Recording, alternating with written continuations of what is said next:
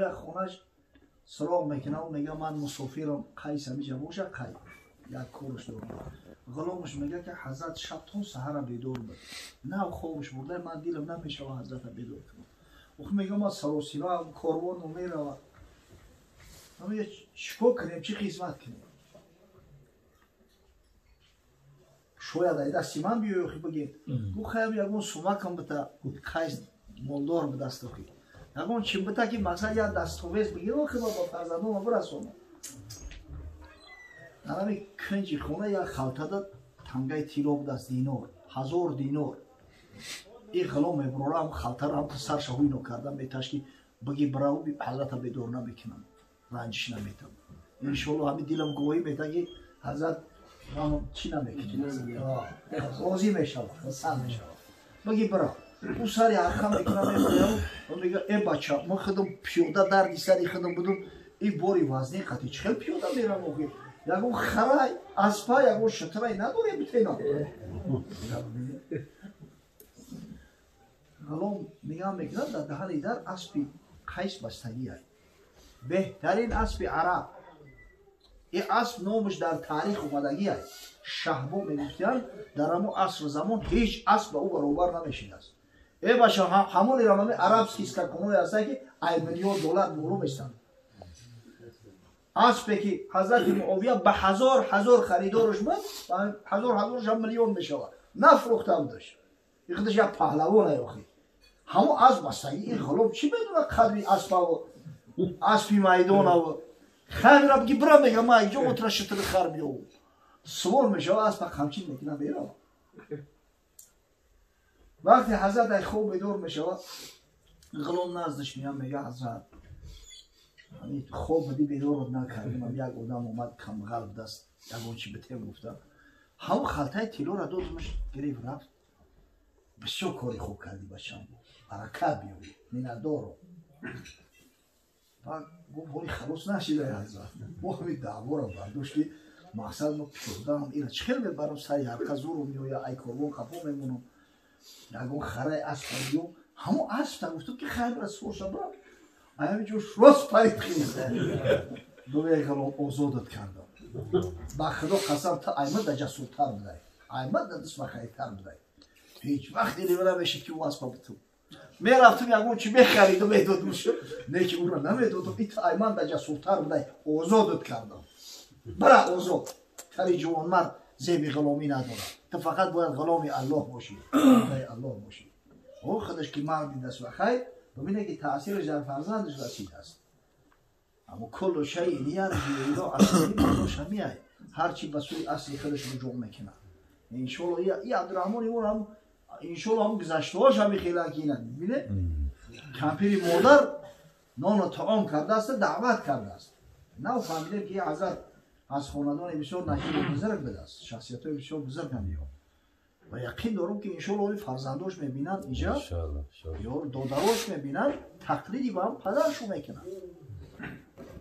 من اطعم الطعام و قصرهای با حشمت حضرت صلی الله علیه و سلم گفت که برای مردای هستند که همچنین دست و خیر هستند و جوان مرد هستند برای مردم نمیدونم و طعام آمدن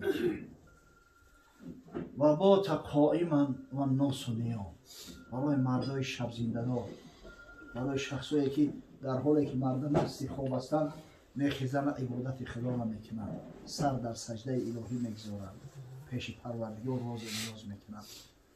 این مسئله قیام شب واقعا مسئله نازکه ولی یک جوان مرد است همین دو را درس میده خدا برکتش بده نوش نگیرید. اما تاکید میکرده است که همین ملوی که قیام شب نداشته باشه نماز تهجد نداشته باشه او ملو نیست. با خدا قسم راست میگه قیام شب نماز شب نداشته باشه او مؤمنی واقعی نیست. حضرت صلی الله علیه و سلم میگه علیکم بقیام اللیل فانه دأب الصالحین قبلکم بر شما بود قیام شب که قیام شب عادت جوانمردای قبل از شما بود. در تاریخ بشریت هیچ پیغمبری هیچ اولیای هیچ عالم حقیقی را در نظر دارم. انما یخشى الله من عباده العلماء. عالم حقیقی کسی را میگن که ای خدا میترسه. علما ای همه بیشتر باید ای خدا بترسن. آخی هیچ بزرگ به قیام شب نگذشته است. هیچ که به درجه بزرگی نمیرسه اگر به شرط قیام شب نداشته باشه. با آه نیمه شبی کوشم گریه سحری، خدا رحمت کنه خواجه حافظ، انا قیام شب خواجه حافظ کرده است. شو به قول جوان مرده که به شب میخیزه و هو قربتون الی ربکم. انا به قیام شب رسول خدا صلی الله علیه و سلم بشارت داد که سبب قریب شدن شما به رحمت پروردگار قربت الله ای و تکفیر للسیئات، آمرزش گناه های شما ای و منهات للاثم. به خاطر یعنی قیام شب خداوند متعال گناهاتون را محو میکنه، گناه انسان را محو میکنه. حالت های میشوه که بعضی گناه های اندک صغیره هسته که آدم میکنه اما موقوفش گذاشتگی هم. وقتی که به شب میخیزه و نماز شب میخونه خدای تعالی امر میکنده است که همون خط بزنه، خط او بالای معصیتش بکشه که حتی در همون سپیسکه دیگه نمیمونه همون چیز. چنین نقلی درست است از پیامبر که حق گوید به بنده روزی محشر که ای بنده بیا و نامه برخوان که تا چی کرده ای امر فراوان. شیخ عطار قصه میکنه که از رسول خدا صلی الله علیه و سلم روایت است که میگه فردا روز قیامت وقتی که خدای تعالی بنده را حشر میکنه تاکید میکنه نامه اعمالش بنده که در دست گرفت که کو بخوان چیکار کرده در قبال نعمتهای پروردگار چه عملی انجام داده. چه بنده نامه برخواند سراسر نبیند جز معاصی هیچ دیگر. نگاه میکنه آقای نامه سب سیاه رنگ اما قلبش واری، چه در نامه نبیند جز سیاهی زبان بکشاید و گوید الهی به دوزخ میروم زین باری تو. وقتی که میبینه نامه اعمال جزین بار همه معصیت همه گناه شوخی میفهمید به حواس بزاو مردای هستن در قلی کوچه ایستادگیان هر زنکی که میگذره تماشاش میکنن و همه گناه های همه در نامه اعمال نوشته میشه. هر دویم سخن مو دشنا و حقارت های سویاسکه اسلام شده دیگه لعنتی و پدر لعنت بر جان علت و همه گناه های در نامه اعمال ثبت میشه. محفل معرکه نیست که در اونجا غیبت نباشه، غیبت گناه کبیره در نامه اعمال ثبت میشه. زبان بکشاید و گوید الهی به دوزخ میروم زین باری تاوان. حقش گوید که پشتی نامه برخواه. بعد امر میشود خداوند میگه اگه نامه را بر بگردون پشت ببین.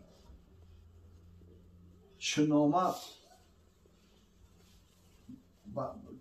وقتی که نامه را میگه برگرداند به یک بار چنین یابد نوشته آخری کار بدی را چون پشیمان گشته باشد حقش ده نیکویی بنوشته باشد. نگاه میگیره که جایی در پشیمان شده است یک کاری خیر کرده است ذکر کرده است نماز خونده است خاصتا همین نماز شب خدای تعالی امر کرده است که همون گناه ها به حسنات مبدل کنه، حسنات با 10 ثواب داره. بجای یک بدی داننده روز نوشته باشدش 10 نیکویی باز. اینا ببینه چه بنده آن ببیند شاد گردد، زهی بنده زی غم آزاد گردد.